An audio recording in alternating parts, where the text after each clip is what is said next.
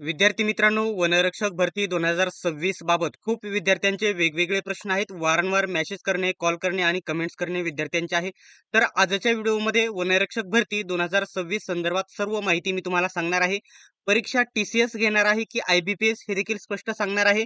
त्याच्यानंतर बाकी बेसिक माहिती, जाहिरात कधीपर्यंत येणार आहे आणि एक्झॅक्ट जाहिरात कधी येईल हे देखील सांगणार आहे. आणि सोबतच किती जागा असणार आहे हे देखील सांगणार आहे. सोबतच बेसिक माहितीमध्ये शैक्षणिक पात्रता, अभ्यासक्रम, पगार किती भेटतो, मैदानी चाचणीचे इव्हेंट कशा प्रकारे आहेत, वयोमर्यादा किती आहे आणि वयोमर्यादेमध्ये सूट भेटणार आहे की नाही आणि कट ऑफ किती लागेल, यावर्षी निवड यादीमध्ये नाव असण्यासाठी तुम्हाला किती गुण घ्यावे लागणार आहे, संपूर्ण माहिती सांगणार आहे. तर तुम्ही व्हिडिओ शेवटपर्यंत बघा आणि अशाच प्रकारच्या माहितीसाठी चॅनलला सबस्क्राईब करा आणि बेल आयकॉनलाही ऑन करा. आणि वनरक्षक वनसेवक पदभरतीसाठी आपला जो स्पेशल टेलिग्राम ग्रुप आहे नक्की जॉईन करा. लिंक तुम्हाला डिस्क्रिप्शन मध्ये देत आहे. विद्यार्थी मित्रांनो, मागील 1-2 दिवसापासून जे परिपत्रक आलेले आहे वनरक्षक पदाची आणि वनसेवक पदाची 3,560 जागांसाठी जाहिरातीचं एक परिपत्रक व्हायरल होत आहे, सूचनापत्रक व्हायरल होत आहे. ते खरं आहे की खोटं आहे, वन विभागाने याच्यावरती काय उत्तर दिलेले आहे, डिटेल्स मध्ये संपूर्ण माहिती सांगणार आहे. फक्त तुम्ही व्हिडिओ शेवटपर्यंत बघा, कोणत्याही प्रकारचा डाऊट तुमचा राहणार नाही. त्याच्या अगोदर छोटीशी महत्वाची माहिती सांगणार आहे. पोलीस भरतीच्या लेखी परीक्षेसाठी सर्वात बेस्ट पुस्तके स्मार्ट स्टडी नांदेड यांनी लॉन्च केली आहेत. पोलीस भरती 272 प्रश्नपत्रिका संच आणि 411 प्रश्नपत्रिका संच या पुस्तकामध्ये मागील वर्षीच्या आणि इथून मागे झालेल्या सर्व प्रश्नपत्रिका स्पष्टीकरणासहित त्यांनी कव्हर करण्यात आलेली आहे. कारण त्यातूनच तेच प्रश्न वारंवार रिपीट होत आहेत या पुस्तकांमधून. त्याच्यामुळे ही दोनही पुस्तके सर्वत्र महाराष्ट्रामध्ये उपलब्ध आहेत. कोणत्याही जवळच्या पुस्तक विक्रेत्याकडून कमी किमतीमध्ये डिस्काउंटमध्ये नक्की ही पुस्तके खरेदी करा. आणि हीच पुस्तके जर ऑनलाईन खरेदी करायची असतील तर Amazon, Flipkart वरून देखील खरेदी करू शकतात. विद्यार्थी मित्रांनो, शेवटचं तुम्हाला पुन्हा एकदा सांगतोय, कोणत्याही प्रकारचा डाऊट राहणार नाही. फक्त व्हिडिओ तुम्ही शेवटपर्यंत बघणे गरजेचं आहे. जागा किती असणार आहे, जाहिरात कधी येणार आहे, TCS घेणार आहे, MPSC घेणार आहे, सर्व माहिती सांगणार आहे. आणि कोणाला उंचीमध्ये सूट, छातीमध्ये सूट आहे, डिटेल्समध्ये सांगतो. फक्त शेवटपर्यंत बघा. ठीक आहे. चला तर आता व्हिडिओचा मेन पॉइंट आहे, इथून आपण सुरुवात करत आहोत. ठीक आहे. आता सर्वात महत्वाचं हे बघा, आता जे हे परिपत्रक व्हायरल होत आहे विविध टेलिग्राम ग्रुपवरती आणि युट्यूब चॅनलवरती, हे परिपत्रक व्हायरल होत आहे. यवतमाळ, अमरावती, अकोला, बुलढाणा, नांदेड, वाशिम, लातूर, हिंगोली अशा प्रकारे ही जिल्ह्यांची नावे दिलेली आहेत. आणि इथं वनरक्षक आणि वनसेवक असं त्यांनी म्हटलेलं आहे. आणि इथं कंत्राटी मानधनावरती पदभरती केली जात आहे असं त्यांनी इथे म्हटलेलं आहे. पेमेंट दिलेलं आहे आणि इथं जागांची संख्या इथे दिलेली आहे. तर हे संपूर्ण जे परिपत्रक आहे पूर्णतः फेक, म्हणजे पूर्णतः खोटं परिपत्रक आहे. आणि सर्वांना मी सांगू इच्छितो, याचे कोणी इकडे तिकडे हे शेअर करू नका, पूर्ण खोटं आहे. या अफवांवरती तुम्ही येथे विश्वास ठेवू नका, हे स्पष्ट मी येथे सांगून देतो. आणि हे कशावरून सांगतो तर हे वन विभागाने स्वतः एक परिपत्रक काढून बघू शकता. नागपूरचं हे या ठिकाणी बघू शकता, मुख्य वनसेवक येथे यांनी हे प्रसिद्ध केलं, त्यांच्याकडून हे एडिट करून त्यांनी टाकलं होतं. त्यांनी बघू शकता, हेड वापरून वनसेवक पदासाठी कंत्राटी पद्धती जाहीर निर्गमित केल्याच्या निर्देशनास आले आहे. हे पत्र सोशल मीडियावर व्हायरल होत आहे. संपूर्ण हे परिपत्रक फेक आहे असं देखील वन विभागाने स्पष्ट येथे सांगण्यात आलेलं होतं. ठीक आहे. त्याच्यामुळे ते पूर्ण खोटं आहे. आता आपल्या व्हिडिओचा मेन मुद्दा आहे, त्याला आपण इथे सुरुवात करणार आहोत. ठीक आहे. बघू शकता. आता भरतीमध्ये ज्या फॉर्म भरत आहात त्याच्यामध्ये वनरक्षक पदभरतीसाठी शैक्षणिक पात्रता काय आहे ते नीट समजून घ्या. त्याच्यानंतर विद्यार्थी वेगवेगळे कमेंट करत आहात. ठीक आहे. 1 मिनिट. ठीक आहे. आता हे शैक्षणिक पात्रतेचा सर्वात महत्वाचा इथं पॉइंट दिलेला होता. उमेदवार उच्च माध्यमिक शालांत प्रमाणपत्र परीक्षा 12वी ही परीक्षा विज्ञान, गणित किंवा भूगोल, अर्थशास्त्र यापैकी किमान एका विषयासह उत्तीर्ण असणे गरजेचं आहे. ठीक आहे. आता इथं नीट समजून घ्या. तुम्ही 12वी उत्तीर्ण असणे गरजेचं आहे. तुम्ही 12वी पास असणे गरजेचं आहे. परंतु फक्त 12वी पास असून इथे चालणार नाही. तुम्हाला 12वी मध्ये विज्ञान, आता जे सायन्सला असतात त्यांना विज्ञान कंपल्सरी असतं. त्याच्यानंतर गणित, ठीक आहे. त्याच्यानंतर म्हटलेलं आहे भूगोल आणि अर्थशास्त्र. कोणते विषय समजून घ्या, विज्ञान, गणित, भूगोल आणि अर्थशास्त्र या विषयांपैकी किमान एक विषय देखील तुम्हाला 12वी मध्ये असणे गरजेचे आहे, तरच तुम्ही फॉर्म भरू शकता. समजा आता काही विद्यार्थ्यांचं म्हणणं आहे सर्व विषय असायला पाहिजे का, तर नाही, कोणताही एकच विषय असायला पाहिजे याच्यामध्ये. फक्त समजा समजा मला फक्त फक्त अर्थशास्त्र विषय आहे माझ्या 12वी मध्ये, तरी मी याच्यामध्ये फॉर्म भरू शकतो. हा सर्व कॅटेगरीसाठी बेसिक हा शैक्षणिक पात्रता सांगितली. आता इथं म्हटलेलं आहे फक्त अनुसूचित जमाती म्हणजे फक्त एस-टी कॅटेगरी, एस-सी कॅटेगरीला येथे सूट नाही. फक्त एस-टी कॅटेगरीच्या उमेदवारांना येथे सूट आहे. ते एस-टी कॅटेगरीचे उमेदवार आहे. फक्त माध्यमिक शालांत म्हणजे फक्त 10वी पास असेल तरी देखील याच्यामध्ये फॉर्म भरू शकता एस-टी कॅटेगरीचे उमेदवार. ठीक आहे. त्याच्यानंतर जे माजी सैनिक उमेदवार आहे ते देखील फक्त 10वी पास वरती फॉर्म भरू शकतात. त्याच्यानंतर काय आहे इथं नक्षलवाद्यांच्या हल्ल्यात मरण पावलेले किंवा गंभीर झालेले वनखबरे, वन कर्मचारी यांचे पाल्य जर तुम्ही असाल तर ते देखील उमेदवार फक्त 10वी पास वरती तुम्ही फॉर्म भरू शकतात. परंतु त्याचे प्रमाणपत्र तुमच्याकडे असणे गरजेचं आहे. ठीक आहे. हा झाला शैक्षणिक पात्रतेचा पॉईंट. आता विद्यार्थ्यांचा दुसरा पॉईंट आहे. काही विद्यार्थ्यांनी 10वी पास वरतीच 10वी पास वर झाल्याच्या नंतर आय-टी-आय केलेले आहेत. त्याच्यानंतर डिप्लोमा वगैरे केलेले आहेत. ते याच्यामध्ये पात्र आहेत का असा प्रश्न विचारला जातो. ते विद्यार्थी याच्यामध्ये पात्र नाही. जर ते एस-टी कॅटेगरीचे असाल तर ते पात्र आहेत. एस-टी कॅटेगरीचे असेल तर ते पात्र आहेत. परंतु जर तुम्ही 12वी केली नसेल, तुम्ही 10वी वरतीच आय-टी-आय केला असेल, डिप्लोमा वगैरे केला असेल तर ते विद्यार्थी अपात्र आहेत यामध्ये. ठीक आहे.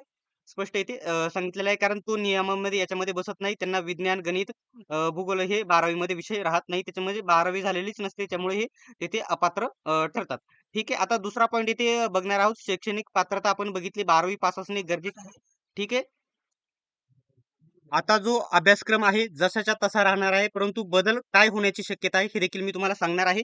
तर तुमची परीक्षा किती गुणांची होते तर 120 गुणांची तुमची लेखी परीक्षा होते आणि 60 प्रश्न असतात. म्हणजे 60 टोटल हे 60 प्रश्न असतात. तुम्हाला 60 प्रश्न असतात आणि एका प्रश्नाला 2 गुण म्हणजे 120 गुणांची तुमची काय होते लेखी परीक्षा होते. याच्यामध्ये बदल होण्याची शक्यता आहे ते देखील मी पुढे सांगणार आहे. नीट समजून घ्या. मराठी विषय 15 प्रश्न 30 गुण, इंग्रजी व्याकरण 15 प्रश्न 30 गुण, आणि सामान्य ज्ञान 15 प्रश्न 30 गुण आणि बौद्धिक बुद्धिमत्ता चाचणी असते 15 प्रश्न 30 गुण. अशा प्रकारे प्रत्येक विषयाला 15 प्रश्न असतात आणि 30 गुण असतात. म्हणजे 60 प्रश्न आणि 120 गुण अशा प्रकारे असतात. आता याच्यामध्ये बदल माझ्या अंदाजे फक्त काय होऊ शकतो हे मी तुम्हाला इथे सांगणार आहे. एका प्रश्नाला 2 गुण असू शकतात, परंतु या प्रश्नांची संख्येमध्ये येथे वाढ होण्याची शक्यता आहे. आता जे 15-15 प्रश्न आहेत ना ते 25-25 चा पॅटर्न किंवा 30-30 चा पॅटर्न होण्याची शक्यता आहे. ही गोष्ट याच्यामध्ये लक्षात घ्या. आणि येथे मागील वर्षी 2023 मध्ये जी भरती आली त्याच्यामध्ये कोणत्याही प्रकारची येथे निगेटिव्ह मार्किंग नव्हती. परंतु येणाऱ्या भरतीमध्ये निगेटिव्ह मार्किंग राहण्याची शक्यता आहे. 99% मी इथं सांगत आहे. निगेटिव्ह मार्किंग राहण्याची यावर्षी शक्यता आहे. त्या दृष्टीने तुमची तयारी असणे गरजेचं आहे. ठीक आहे. अशा प्रकारे होतं. आता याच्यामध्ये सामान्य ज्ञानमध्ये काय तांत्रिक प्रश्न विचारले जातात. याच्यामध्ये महाराष्ट्र राज्याचा भूगोल विचारला जातो. राज्याचा भूगोल, इतिहास, सामाजिक इतिहास, वने, पर्यावरण, हवामान, जैवविविधता म्हणजे वन विभागाशी संबंधित तांत्रिक प्रश्न तुम्हाला विचारले जातात. ठीक आहे. आता जास्त प्रश्न 4-5च प्रश्न असतात, परंतु ते असतात त्यांना महत्त्व आहे. ठीक आहे. हे झाला अभ्यासक्रम.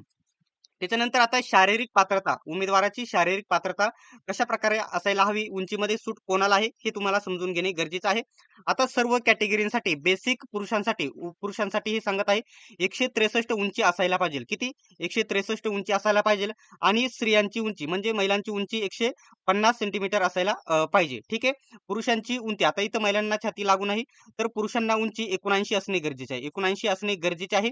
तिथून पुढे तुम्हाला 5 ने फुगवायची आहे. 84 पर्यंत फुगली पाहिजे. आता काही विद्यार्थी बोलतील की आधीच माझी छाती या ठिकाणी 90 आहे. छाती 79 पासून पुढे कितीही भरो तेथून पुढे तुम्हाला 5 ने फुगवून दाखवायची आहे. आणि इथं काय वजन म्हटलेलं आहे ना ते वैद्यकीय मापानुसार उंची व वयाच्या योग्य प्रमाणात तुमचं वजन बरोबर असणे गरजेचे आहे. येथे जास्त या ठिकाणी म्हणजे ही पात्रता कंपल्सरी पूर्ण करणे असणे गरजेचे आहे. मागील वर्षी 1-2 मुलींना याच्यामध्ये वजन कमी भरल्यामुळे तेथे त्यांना अपात्र करण्यात आलेलं होतं. ते तेथे त्यांनी अपेक्षा म्हणजे अपेक्षा आपण घेऊ शकतो. तेथे तक्रार करू शकतो. याच्यावरती अपेक्षा घ्यायला हवा होता. परंतु त्यावेळेस त्यांनी घेतलेला नव्हता. परंतु वजनाच्या याच्यामध्ये एवढा काही प्रॉब्लेम येत नाही. जवळ 99% काहीच प्रॉब्लेम येत नाही. ठीक आहे. आता जर बघितलं तर सूट कोणाला आहे इथं देखील स्पष्ट सांगतो. जी उंचीमध्ये सूट आहे फक्त एस-टी कॅटेगरी म्हणजे जे आदिवासी कॅटेगरीचे विद्यार्थी आहेत त्यांनाच फक्त उंचीमध्ये सूट आहे. आता विद्यार्थी दुसरे बोलतात की एस-टी कॅटेगरीला सूट आहे त्याच्यामुळे एस-सी कॅटेगरीला देखील उंची आणि शिक्षणामध्ये सूट द्यायला पाहिजे. तर जे फॉरेस्ट भरती असते ना त्याच्यामध्ये फक्त एस-टी कॅटेगरीच्या विद्यार्थ्यांना सूट असतात. कारण ही फॉरेस्ट भरती म्हणजे एस-टी कॅटेगरीच्या स्पेशल विद्यार्थ्यांसाठी देखील असते आणि याच्यामध्ये पेसाला देखील बऱ्यापैकी जागा दिल्या जातात. आता एस-टी कॅटेगरीचे जे पुरुष आहेत ना, ते त्यांना उंची 152.5 सेंटीमीटर असणे गरजेचे आहे आणि महिलांना उंची अ, बघू शकता 145 सेंटीमीटर असणे गरजेचे आहे आणि वरती जर बघितलं तर पुरुषांना 163 आणि महिलांना 150. इथे चांगल्या प्रकारे एसटी कॅटेगरीच्या उमेदवारांना सूट आहे. छातीमध्ये कोणत्याही प्रकारची सूट दिलेली नाही आणि उंची आणि वजन ते योग्य प्रमाणामध्ये असं म्हटलेलं उंची आणि वयाच्या योग्य प्रमाणात वजन असणे गरजेचं आहे. आता हा झाला शैक्षणिक पात्रतेचा पूर्ण पॉइंट मी इथे तुम्हाला समजावून सांगितलेला आहे. ठीक आहे. आता दुसरा पॉइंट आहे. आता विद्यार्थ्यांचा सर्वात जास्त प्रश्न विचारला जाणारा जो प्रश्न आहे, वयोमर्यादा. वयोमर्यादेमध्ये सूट भेटेल का? आता सर्वात पहिल्यांदा याच्यामध्ये काय आहे ना, हे मी स्पष्ट सांगतो वयोमर्यादा काय दिली होती 2023 मध्ये भरतीमध्ये आणि यावर्षी सूट भेटेल की नाही आणि सूट भेटण्यासाठी आपण कशाप्रकारे प्रयत्न करू शकतो, हे देखील मी तुम्हाला इथे सांगणार आहे. ठीक आहे. आता इथं अमागास बघू शकता जे आहे अमागास उमेदवार 18 ते 27 वर्षापर्यंत फॉर्म भरू शकतात. किती? म्हणजे ओपन कॅटेगरीचे तुम्ही इथे म्हणू शकता अमागास उमेदवार 18 ते 27 वर्षापर्यंत इथे फॉर्म भरू शकतात. आता इथं मागासवर्गीय, अनाथ, अधुग जे उमेदवार आहे म्हणजे एस-सी, एस-टी वगैरे उमेदवार जे आहेत ना आणि ओबीसी वाले ते सर्व 18 ते 32 वर्षापर्यंत 18 ते 32 वर्षापर्यंत इथे फॉर्म भरू शकता. ओपनवाले विद्यार्थी 18 ते 27 पर्यंत फॉर्म भरू शकता आणि बाकीचे एस-सी, एस-टी, ओबीसी 18 ते 32 पर्यंत फॉर्म भरू शकता. त्याच्यानंतर इथं जर बघितलं तर अ, खेळाडू वगैरे जे आहेत त्याच्यानंतर मागासवर्गीय अनाथ अधुग जे उमेदवार आहेत ते 18 ते 32 वर्षापर्यंत इथे ते देखील फॉर्म भरू शकतात. त्याच्यानंतर आहे माजी सैनिक जे आहे 18 ते 27 प्लस ते या ठिकाणी त्यांना मोठ्या प्रमाणामध्ये त्यांच्या सर्व्हिस प्रमाणे सूट दिली जाते. 18 ते 32-33 वर्षापर्यंत ते फॉर्म भरू शकतात. 32+3 म्हणजे 36 ते जास्त वर्षापर्यंत ते फॉर्म भरू शकतात. आता येथे नीट लक्षात द्या जे प्रकल्पग्रस्त आणि भूकंपग्रस्त आहेत. प्रकल्पग्रस्त आणि भूकंपग्रस्त दोन्ही 18 ते 45 वर्षापर्यंत फॉर्म भरू शकतात. त्याच्यानंतर आता महत्त्वाचा पॉइंट आहे माजी सैनिक अंशकालीन पदवीधर आणि रोजंदारी वन विभागाचे जे मजूर आहेत ते 18 ते 55 वर्षापर्यंत देखील फॉर्म भरू शकतात. वयोमर्यादेचा पॉइंट मी इथे कव्हर केलेला आहे. ही पात्रता होती 2023च्या भरतीप्रमाणे. आता याच्यामध्ये एक गोष्ट लक्षात घ्या.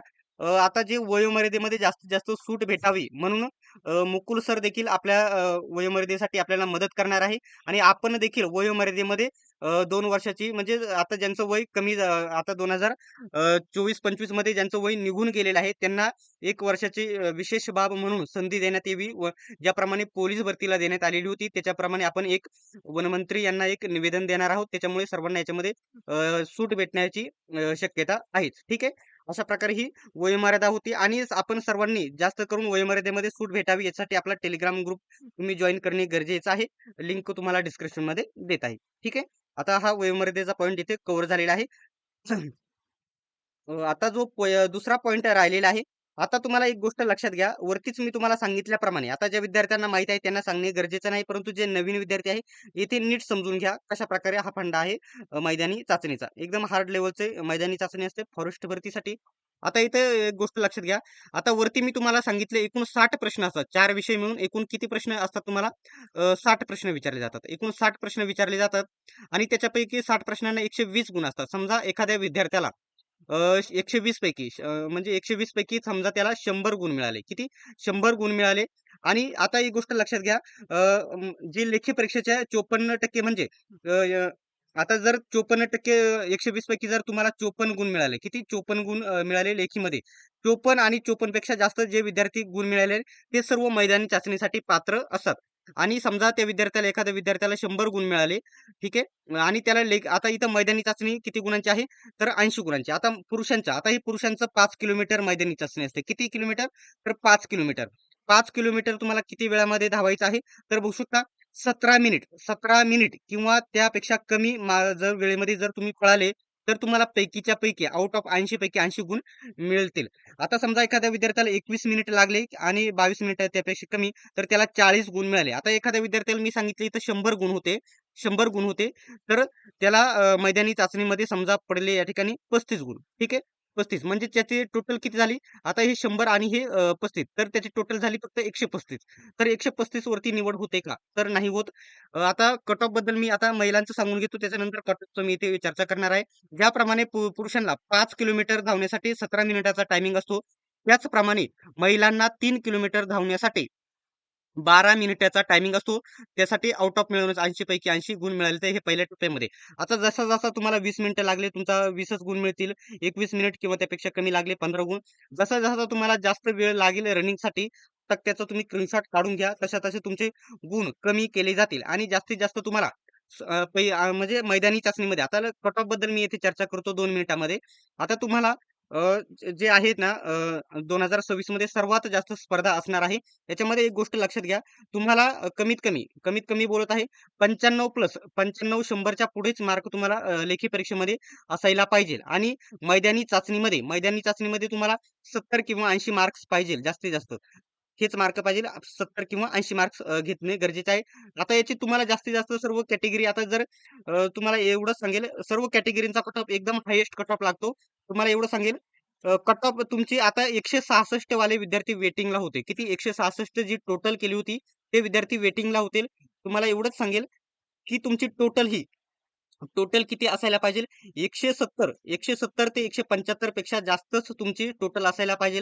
तरच 2026 मध्ये वनरक्षक भरती तुम्ही क्रॅक करू शकता. निवड यादीमध्ये तुमचं नाव आणू शकता. 170 ते 175 पेक्षा जास्तच गुण असणे गरजेचं आहे. आता याच्यामध्ये एक गोष्ट लक्षात घ्या. निवेदनाबद्दल मी इथे स्पष्ट सांगून देतो.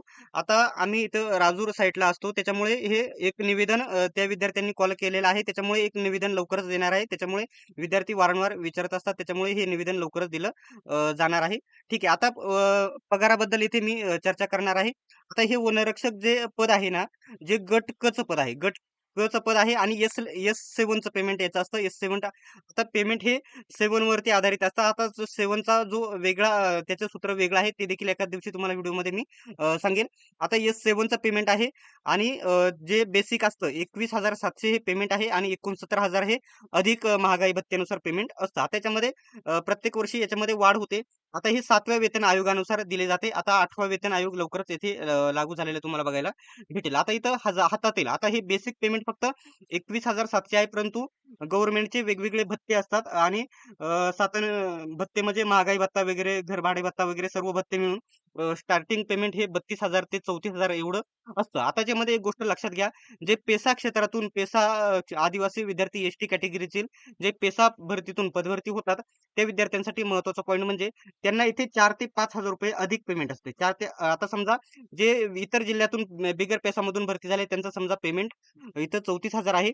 तर पेसामधून झालेल्या विद्यार्थ्याचं पेमेंट हे 38,000 ते 39,000 दरम्यान असलेल्या बघायला भेटेल. म्हणजे थोडं याच्यामध्ये नक्कीच वाढ झालेला असतो पेसा क्षेत्रातील विद्यार्थ्यांसाठी. आणि त्याच्यानंतर गडचिरोली, गोंदिया अशा भागामध्ये जे नक्षलग्रस्त भागामध्ये भरती झालेली आहे, त्यांना देखील अधिक देय असते 4-5 हजारांनी. त्यांना देखील पेमेंट चांगल्या प्रकारे आलेलं तुम्हाला बघायला भेटेल. आता पुढे जो महत्त्वाचे पॉइंट आहे मी तुम्हाला इथे सांगतो. आता आता वनमंत्री 2021 1 मिनिट. ही आहे. आता जे अधिवेशन झालं होतं ना 2025 मध्ये, त्यावेळेस वनमंत्री यांनी येथे माहिती दिलेली होती. एक गोष्ट याच्यामध्ये लक्षात घ्या. काय म्हटलेलं होतं, सध्या वन विभागामध्ये सद्यस्थितीत वनसेवकांची पदे निर्माण झालेली नाहीत. आता एक गोष्ट विद्यार्थी विचारतात की वनरक्षक भरती येणार आहे, परंतु वनसेवक जी 12,991 पदे रिक्त आहेत, ती भरती होणार आहे का? तर ती भरती सध्या होणार नाही. 2026 मध्ये तर होणे अशक्य आहे. कारण जे पद आहे, आता ते वन विभागाने काय केलं आहे, आमच्याकडे 12,000 आम्हाला पदे भरायची आहे.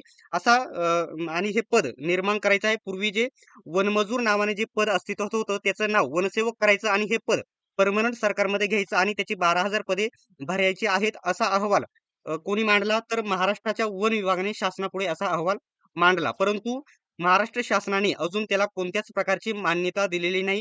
हे पद अजून निर्माणच झालेले नाही. त्याच्यामुळे ही पदभरती निर्माण झालं तरीही याला 1-2 वर्षाचा अजून कालावधी लागणार आहे. लगेच ही भरती 2027 मध्ये किंवा 2028 मध्ये येईल. 2026 मध्ये ही भरती येणे अशक्य आहे. आता जी जाहिरात येणार आहे 2026 मध्ये, ती फक्त आणि फक्त वनरक्षक भरती येणार आहे. ती कधी येणार आहे हे देखील सांगणार आहे. आता इथं म्हटलेलं आहे, सामान्य प्रशासन विभागाच्या दिनांक कधी तर 29/7/2025 म्हणजे मागील वर्षीच्या निर्णयातील सूचना विचारात घेऊन वन विभागातील रिक्त बघू शकता किती 966 वनरक्षक या संवर्गातील रिक्त पदे भरण्यासाठी बिंदू नामावली प्रमाणित करण्याची कार्यवाही संबंधित वनवृत्त स्तरावर सुरू आहे. म्हणजे आता आपल्या महाराष्ट्रामध्ये एकूण किती वनवृत्त आहेत? तर एकूण 11 वनवृत्त आहे त्यांच्या स्तरावरती. कधी म्हटलेलं आहे? जवळ-जवळ आता त्याला 6 ते 7 महिने होऊन गेले असं त्यांनी म्हटलेलं होतं. प्रोसेस देखील चालू होती. परंतु पेसा निर्णय येणे बाकी होता. त्याच्यामुळे पुन्हा आता ती बिंदू नामावली तयार करण्यात आलेली होती. त्याच्यानंतर पुन्हा आता पेसाचा निर्णय लागलेला आहे. त्याच्यामुळे पेसा क्षेत्र आणि बिगर पेसा क्षेत्र दोन्ही भरती एकत्रित केली जाणार आहे. त्याच्यामुळे आधी काय सांगितलं होतं, ज्यावेळेस पेसाचा निर्णय झाला नव्हता, त्याच्यामुळे आधी सांगितलं होतं, फक्त पेसा क्षेत्र बिगर पेसा क्षेत्रातील पदभरती केली जाईल. पेसा क्षेत्रातील पदभरती केली जाणार नाही. परंतु पेसाचा निर्णय झालेला आहे. त्याच्यामुळे आता पेसा आणि बिगर पेसा दोनही क्षेत्रातील पदभरती केली जाणार आहे. विद्यार्थ्यांचा आता फायनल प्रश्न एक आहे, की जाहिरात कधी येईल? कधी येणार आहे? त्याच्यानंतर जागा किती असणार आहे? आता ह्या 966 जे जागा त्यांनी म्हटलेलं आहे ना, ते जागांचा अहवाल म्हणजे याच्यामध्ये एक गोष्ट लक्षात घ्या. त्यावेळेस अ, म्हणजे आता जवळ-जवळ 7-8 महिन्याचा कालावधी उलटून गेलेला आहे. खूप विद्यार्थ्यांनी आता ज्या काहींनी नोकऱ्या ज्या सोडलेल्या आहेत, त्याच्यामध्ये ॲड होतील आणि काही जे वनरक्षक आहे रिटायरमेंट म्हणजे निवृत्ती झालेले आहेत, ते देखील याच्यामध्ये ॲड होतील आणि एकूण जागांची जर आज माझ्या माहितीप्रमाणे स्पष्ट मी तुम्हाला इथे सांगेल, की पेसा आणि बिगर पेसा, पेसा आणि बिगर पेसाची एकूण जी जाहिरात येणार आहे, ती 1000 1000 किती 1000 ते 1200 या दरम्यान ही जाहिरात तुम्हाला आलेली बघायला भेटेल. आणि शेवटचा अंतिम प्रश्न सांगण्याच्या अगोदर स्पष्ट मी तुम्हाला इथे सांगणार आहे. तर ही जी जाहिरात आहे ना, येण्यास नक्कीच उशीर होणार आहे. अजून या ठिकाणी हे स्पष्ट झालेलं नाही, टी-सी-एस घेणार आहे किंवा आय-बी-पी-एस किंवा एम-पी-एस-सी परीक्षा घेणार आहे. हे काही निश्चित झालेलं नाही. परंतु 99% मी तुम्हाला इथे स्पष्ट सांगतो, ही जी परीक्षा आहे टी-सी-एस घेईल, एम-पी-एस-सी घेणार नाही. कारण आता ज्या क्लरिकल, ज्या ऑफिसच्या लेव्हलच्या मोठ्या परीक्षा आहेत, त्या सर्व एम-पी-एस-सी कडे जाणार आहेत. तलाठी भरती देखील एम-पी-एस-सी कडे जाणार आहे. आता त्यामुळे आणि ही परीक्षा एम-पी-एस-सी कडे का जाणार नाही याचं कारण सांगतो. कारण याच्यासाठी मैदानी चाचणी देखील असते. कशासाठी? तर या फॉरेस्ट भरतीसाठी. त्याच्यामुळे एम-पी-एस-सी कडे जाण्याचा जवळ-जवळ 99% शक्यता नाही. 99% शक्यता आहे. ज्या वर्षी 2023 मध्ये वनरक्षक भरती टी-सी-एस कंपनी घेतली होती. त्याचप्रमाणे यावर्षी देखील 2026 मध्ये देखील टी-सी-एसच परीक्षा घेण्याची शक्यता आहे आणि टी-सी-एसने घेतलेल्या सर्व 44 प्रश्नपत्रिका आपल्या टेलिग्राम ग्रुपवरती मी टाकलेल्या आहे. तिथून तुम्ही सर्व घेऊ शकता. टेलिग्राम ग्रुपची लिंक डिस्क्रिप्शनमध्ये देत आहे. आता फायनल विद्यार्थ्यांचा एकच शेवटचा प्रश्न आहे. जाहिरात कधीपर्यंत येणार आहे? तर आता त्याच्या अगोदर मी सांगतो टी-सी-एस घेणार आहे किंवा एम-पी-एस-सी घेणार आहे याच्या संदर्भात मी आर-टी-आय टाकलेला आहे. रिप्लाय आल्याच्या नंतर तुम्हाला लगेच माहिती मी तुम्हाला देईल. त्याच्यानंतर आता जाहिरात कधी येईल तर जाहिरात लगेचच येणार नाही.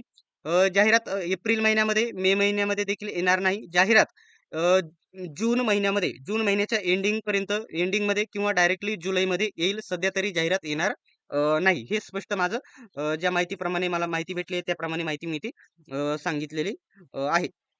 आता दिलेल्या माहितीनुसार जर कोणत्याही प्रकारचा जर डाऊट असेल, तर तुम्ही मला कमेंट बॉक्समध्ये विचारू शकता. आणि जी माहिती मी व्हिडिओमध्ये सांगितली आहे, ती माहिती विचारू नका. तुम्हाला रिप्लाय दिला जाणार नाही. फक्त जी माहिती सांगितली नाही, त्याचबद्दल चर्चा करा. आता शैक्षणिक पात्रता, अभ्यासक्रम, पगार, मैदानी चाचणी, वयोमर्यादा, शारीरिक पात्रता, उंची, वजन, डोळे, कट ऑफ याच्याबद्दल मी चर्चा केलेली आहे. जागा किती असणार आहे? तर 1000 ते 1200 या दरम्यान जागा असणार आहेत. जाहिरात जून-जुलैमध्येच येईल. लवकर जाहिरात येणार नाही. परीक्षा टी-सी-एस घेणार आहे, आय-पी किंवा एम-पी-एस-सी घेणार आहे. या संदर्भात आर-टी-आय टाकलेलं आहे. लवकरच रिप्लाय येईल. त्या संदर्भात मी तुम्हाला माहिती लवकरच देईल. आणि वयवाढ संदर्भात निवेदन लवकरच देणार आहे आणि जाहिरात लवकर यावी यासाठी देखील लवकरच निवेदन देणार आहे. अशा प्रकारे वनरक्षक भरती 2026 संदर्भात सर्व तुमचे डाऊट मी क्लिअर केलेले आहे. संपूर्ण माहिती सांगितलेली आहे. तर आजचा हा व्हिडिओ तुम्हाला कसा वाटला कमेंट बॉक्समध्ये नक्की सांगा. अशाच प्रकारच्या माहितीसाठी आपला टेलिग्राम ग्रुप जॉइन करा. लिंक तुम्हाला डिस्क्रिप्शनमध्ये देत आहे. सर्वांनी व्हिडिओ शेवटपर्यंत बघितल्याबद्दल धन्यवाद. भेटूयात आपण नेक्स्ट व्हिडिओमध्ये.